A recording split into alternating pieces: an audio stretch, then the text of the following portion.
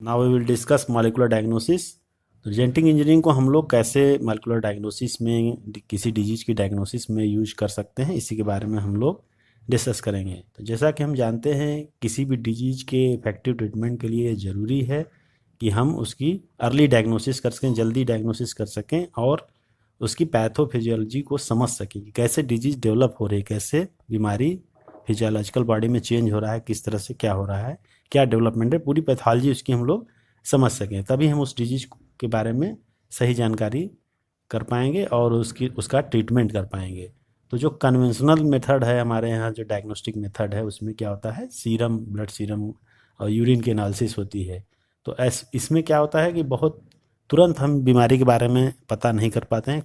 जब बीमारी थोड़ी सी डेवलप हो जाती है या काफ़ी डेवलप हो जाती है, तभी हम उसके पैथोजेंस को या उनके जो वजह से चेंजेज हो रहे हैं फिर ब्लड के कॉन्स्टिट्यूएंट्स में, या जो भी चीज़ें चेंज हो रही हैं, यानी कि बीमारी जब थोड़ी डेवलप हो जाती है तभी हम उसके बारे में डायग्नोसिस कर पाते हैं। अर्ली डिटेक्शन उसमें पॉसिबल नहीं है, क्योंकि उस समय पैथोजन इतने कम अमाउंट में होते हैं या फिर उनमें उनका जो इफेक्ट होता है उतना ज़्यादा नहीं हुआ रहता है।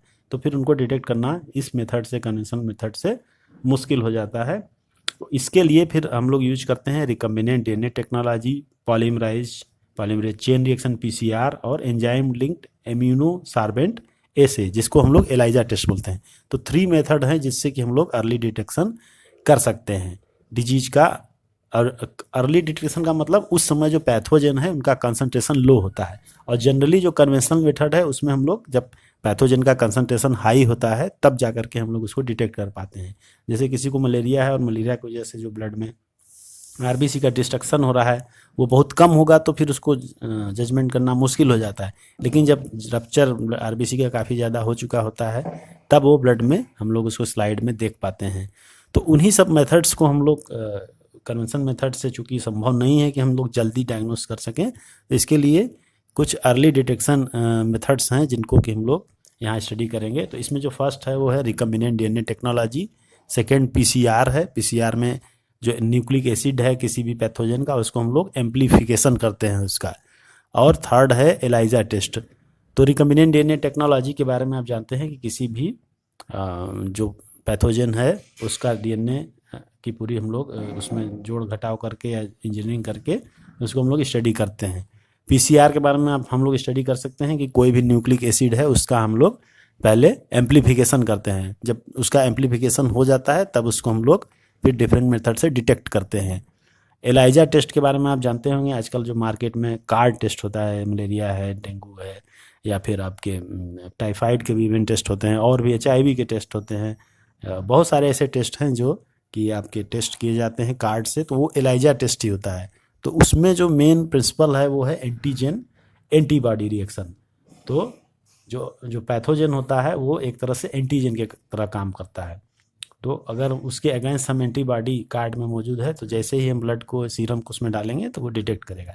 या फिर एंटीबॉडी से भी हम लोग पता करते हैं। इसमें हम लोग क्या करते हैं कि एंटीजन की वजह से जो प्रोटीन एंटीबॉडी जो बन चुकी हैं ब्लड के अंदर, उसको उससे भी हम लोग डिटेक्ट कर सकते हैं कि हाँ इस पैथोजन का इन्फेक्शन हुआ है कि नहीं हुआ है। क्योंकि हर एक पैथोजन जो होता है वो एज ए एंटीजन काम करता है। क्यों एंटीजन काम करता है? क्योंकि जो पैथोजन होता है उसमें प्रोटीन या ग्लाइकोप्रोटीन्स होती है, तो ये एक एंटीजन की तरह काम करता है। और इसके अगेंस्ट या तो ये खुद एंटीजन डिटेक्ट कर लिया जाए, या तो इनकी वजह से जो बॉडी में ब्लड के अंदर एंटीबॉडी बन रही हैं उनको डिटेक्ट कर लिया जाए। तो या तो एंटीजन या तो एंटीबॉडी, दोनों में से कोई एक को हम लोग अगर ब्लड में मौजूद है तो उससे हम लोग डिटेक्ट कर सकते हैं कि ये डिजीज का इन्फेक्शन बॉडी के अंदर है कि नहीं है। तो कार्ड टेस्ट जो होता है वो आजकल एलाइजा टेस्ट जिसको हम लोग बोलते हैं, उसमें यही करते हैं। एंटीजन को टेस्ट करते हैं तो उसके लिए एंटीबॉडी यूज करते हैं, अगर एंटीबॉडी को टेस्ट करते हैं तो उसके लिए आर्टिफिशियल एंटीजन यूज करते हैं। तो इस तरह से हम लोग एलाइजा टेस्ट से किसी भी बीमारी के बारे में डिटेक्शन कर सकते हैं।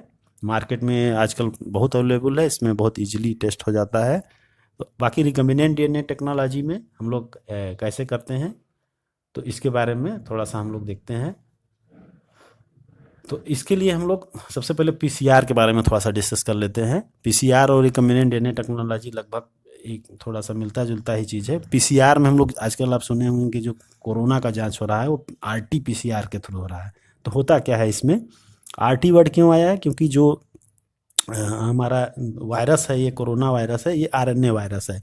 तो पहले हम लोग आरटी यानी रिवर्स ट्रांसक्रिप्शन के थ्रू उसको डीएनए में चेंज करते हैं और फिर उस डीएनए का हम लोग पीसीआर के थ्रू मल्टीप्लिकेशन कराते हैं और उस मल्टीप्लिकेशन से हम बहुत सारी कॉपीज बनाते हैं। फिर जब बहुत सारी क्लोन कॉपीज बन जाती हैं डीएनए की, तब हम लोग क्या करते हैं, एक radio active labelled DNA single stranded DNA probe लेते हैं। जो डीएनए प्रोब के बारे में हम लोग पहले डिस्कस कर चुके हैं। तो single stranded DNA as a probe हम लोग यूज करते हैं और उस प्रोब को फिर हाइब्रिडाइज किया जाता है उसके कंप्लीमेंट्री डीएनए से। तो जाहिर सी बात है, जो डीएनए प्रोब होगा वो जो उसका कंप्लीमेंट्री डीएनए होगा उसी पर जा कर के वो अटैच होगा और फिर वो उसका फिर हम लोग ऑटो रेडियोग्राफी करते हैं। रेडियोग्राफी से फिर हम लोग उस चीज़ को डिटेक्ट करते हैं। तो इस तरह से जो म्यूटेटेड जीन होगी, अगर म्यूटेशन है या जो उसका नॉर्मल अगर कोर्स है, उसमें जो उसका होना चाहिए डीएनए, अगर वो चीज़ उसमें मौजूद नहीं है, म्यूटेटेड है, तो वो फिर वहाँ पे अटैच नहीं होगा। तो फिर आगे वो फोटोग्राफिक फिल्म पे अपीयर नहीं होगा। जैसे हम लोग जिन उसमें पढ़े थे डीएनए फिंगरप्रिंटिंग में कि एज ए प्रोब हम लोग यूज करते हैं और प्रोब वो पर्टिकुलर सीक्वेंस पे या कम्प्लीमेंट्री डीएनए पे जाके अटैच होता है और अगर वो सीक्वेंस नहीं है तो अटैच नहीं होगा। जब नहीं होगा तो वो दिखाई नहीं पड़ेगा, क्योंकि जो कम्प्लीमेंट्री डीएनए होगा, वो कम्प्लीमेंट्री डीएनए होगा उसी पे जा कर के ये डीएनए प्रोब जो है अटैच होगा। और ये चूँकि रेडियो एक्टिव लेबल्ड होता है, इसलिए वो फोटोग्राफिक फिल्म पे दिखाई देता है। जैसे मान लीजिए ये एक डीएनए सीक्वेंस है और इस पे इस तरह से कोड है, यहाँ पे डिफरेंट टाइप के कोड्स है। ये एक कोई भी डीएनए है जिसके बारे में हमको डिटेक्ट करना है कि इसमें कोई पर्टिकुलर सीक्वेंस है कि नहीं है, यानी ये डीएनए है तो ये कोरोना वायरस का है कि नहीं है, इसको कैसे डिटेक्ट करेंगे, या एचआईवी का है कि नहीं है। तो अगर कोरोना वायरस या एचआईवी का होगा तो इसका हमें मालूम है कि इसका डीएनए सीक्वेंस ये है। मान लीजिए ये भी इस तरह से।